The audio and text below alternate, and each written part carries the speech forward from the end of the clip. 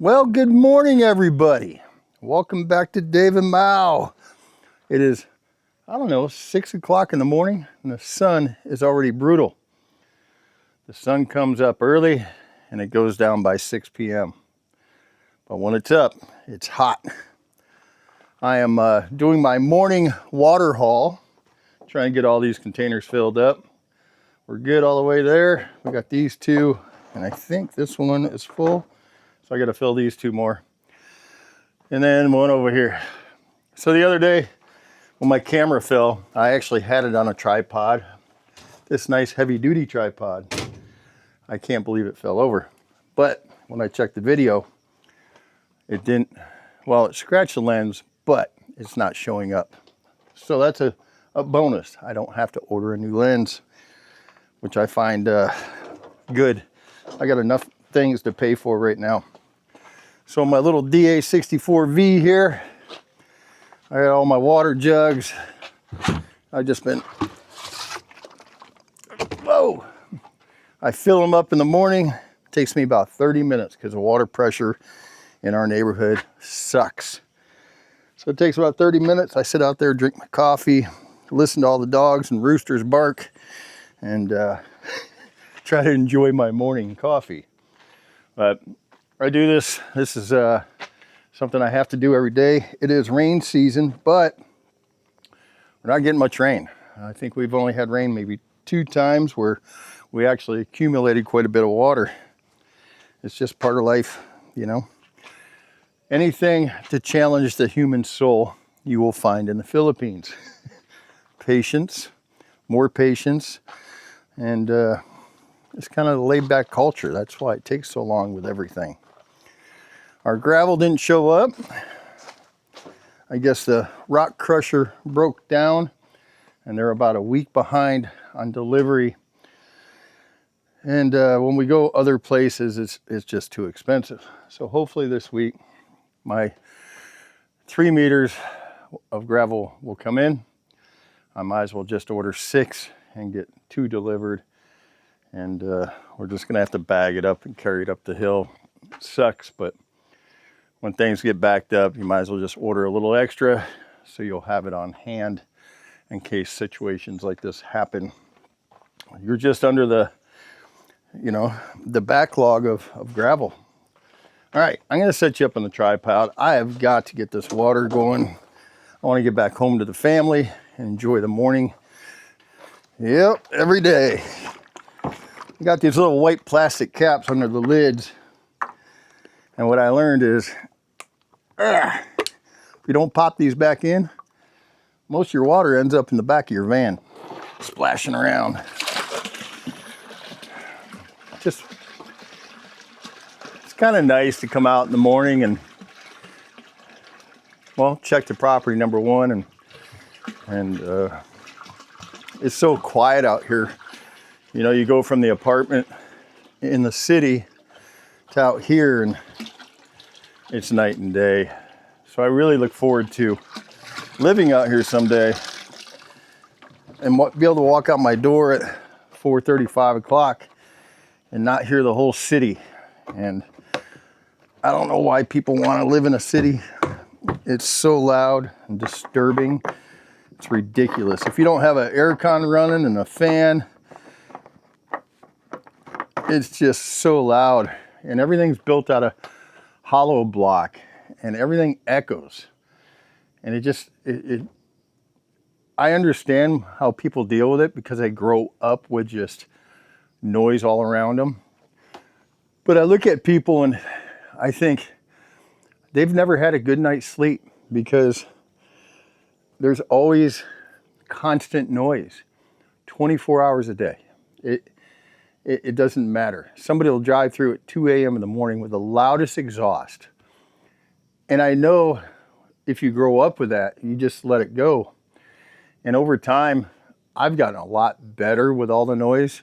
When I first got here, the first year and a half was just brutal.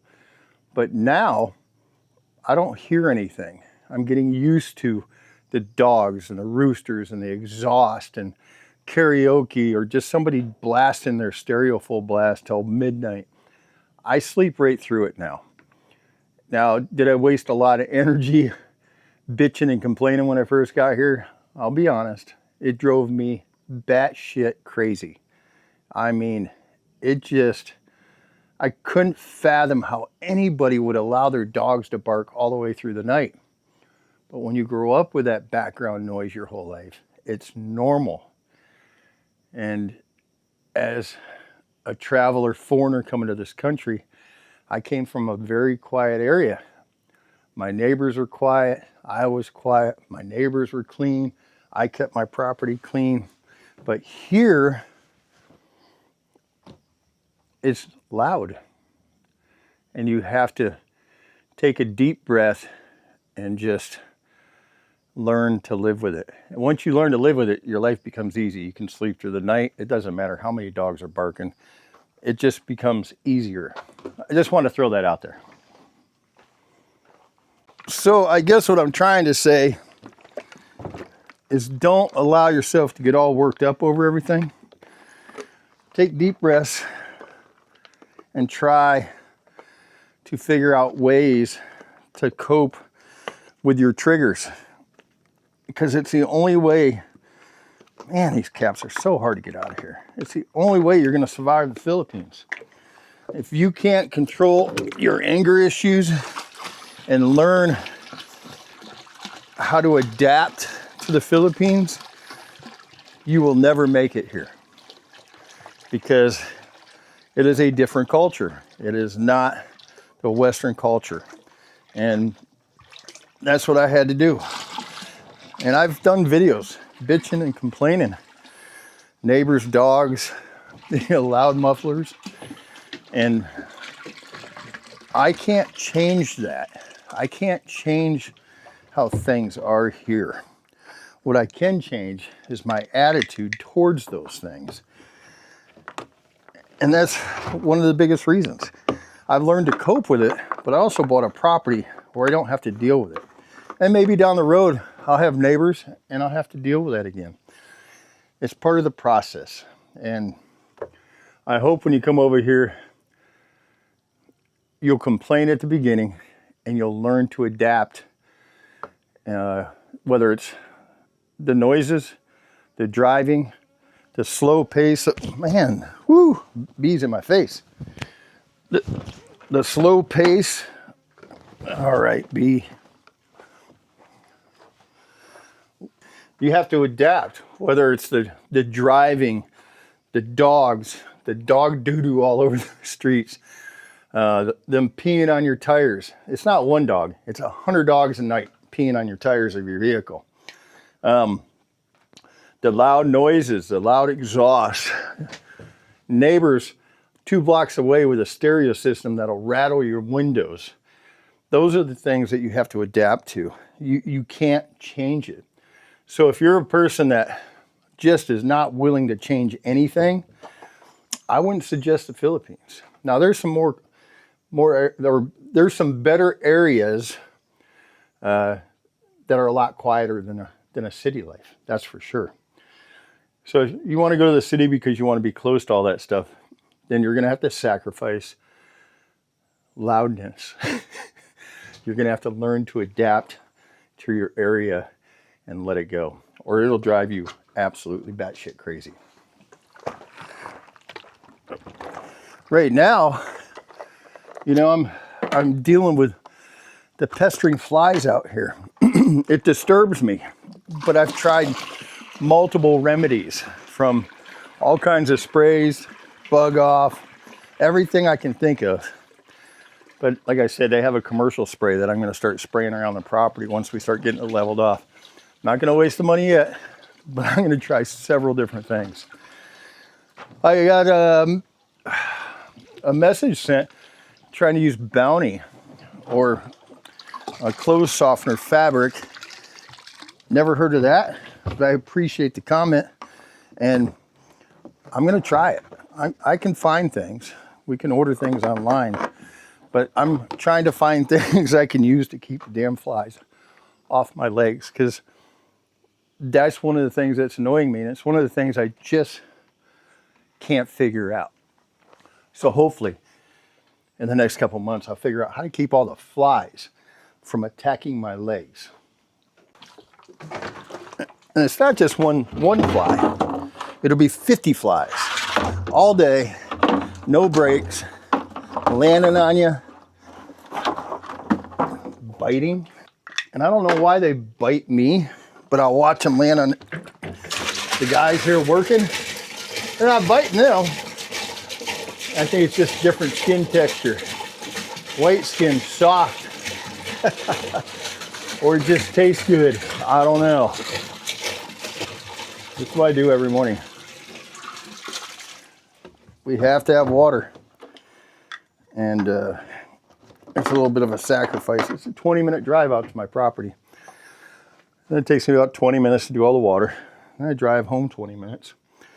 So I try to leave around 5:30 in the morning, get home by 6:30, 6:45. Then I got the weekend with the family. It's pretty important. You know what I've learned by being here is a lot more patience, for sure. But I learned to enjoy my family. Back in the U.S., I worked so much, and I didn't get to see my kids grow up too much. You know, I was always working, and I traveled for work. So sometimes I'd be gone 3 months, come home for a week, and then leave again.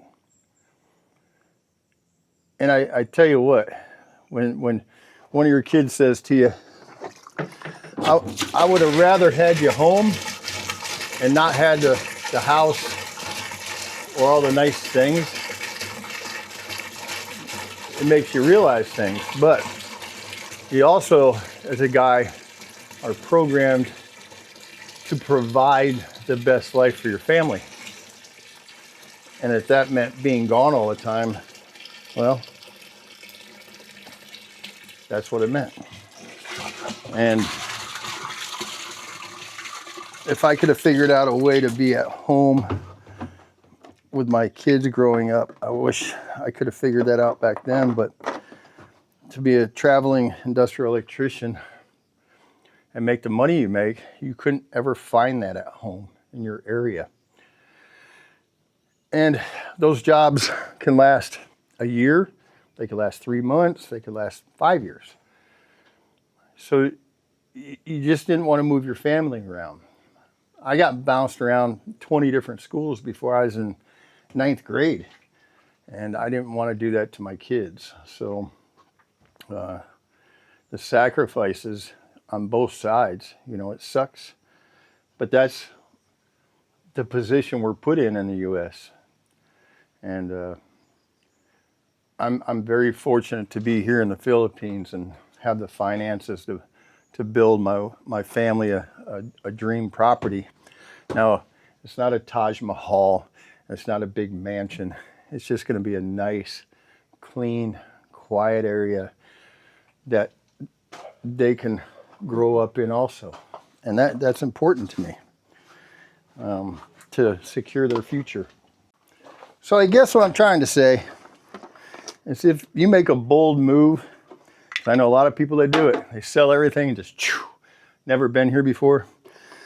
You better learn how to relax, not raise your voice, let things go easy, because if you can't do that, you made a big mistake coming to the Philippines. Cost of living is way less here. You can live here on $1,000 a month. I hear all these freaking videos. Oh, you need $3,000-4,000. Guys, I got an apartment, utilities, food, family, wife buys shit, I buy shit. Our usual monthly bills, just for living, is about $1,300 a month. I've said that multiple times in videos. And our budget's way higher than that. So for the last 3+ years, we've saved money. We've bought property. We bought a van. We bought an excavator. We bought a concrete mixer. We bought all the equipment for the property to get it built. And if you can't live here on 1,000 to 1,300, you're living above your means. Now, a lot of you guys have the means of living above that. You have the 4,000 or 5,000, which is a good income here. You know, you can buy a truck for 1.3 million, 22,000 diesel turbo. I mean, the prices here are way lower, but you're going to have to deal with those trigger issues, and I think that's a big thing people lose their mind over. And I've seen people come here for 6 months and bail because they just can't get their head out of their ass and learn to adapt. It is a culture that takes a serious adjustment to. And you come from that fast-paced Western country to a place that is like watching molasses pour out of a tree in the winter. It's hard because the pace is different. The way they approach things is way different. And you got to just sit back and think, why is the Western countries the way they are? It's about profit, money, time. You value your time. You're always working. Work. On the way home, I'm hitting the grocery store. I know exactly. But when you come here, it is slow, man. It is almost disturbing slow when you first get here. I'm starting to really enjoy it because I'm never in a hurry. Now, yesterday I took off. I've been wanting a haircut for a week and a half. And I jumped in the van, you know, showered, left at 2 in the afternoon yesterday to go get my haircut. And I got into the street where the barber is, and a guy in a little trike, he moved for me and I parked. And as soon as I parked, did the old parallel parking, I looked to the left and the sliding door was closed on the barber shop. The old barber shop was to my right that I used to go to before they opened this air-conditioned coffee shop, barber shop, nice place. And I looked to the right and they're closed too. So I set my schedule to go get a haircut at 2. I knew they'd be back after their lunch because at lunchtime, they don't cut hair. From 12 to 1, nothing. So I get there at 2, shut down. Didn't get mad. I got out of the van. I went over. I told the guy, thank you for moving so I could park there. Got back in the van and I drove home. I'll do it another day. I'll try to go today. See if they're open. Those are the things, you know. It's not online. They don't sit there and say, oh, we're closed today. It's just, if they don't want to come to work that day, they just keep the door shut. And you basically work your life around business times here. And never count on something to be open. That's it, guys. I just wanted to throw that out there and let you realize that you have to have patience here. It took me a long time to learn that. But hopefully you have the character to change your ways. All right, see you in the next video, man.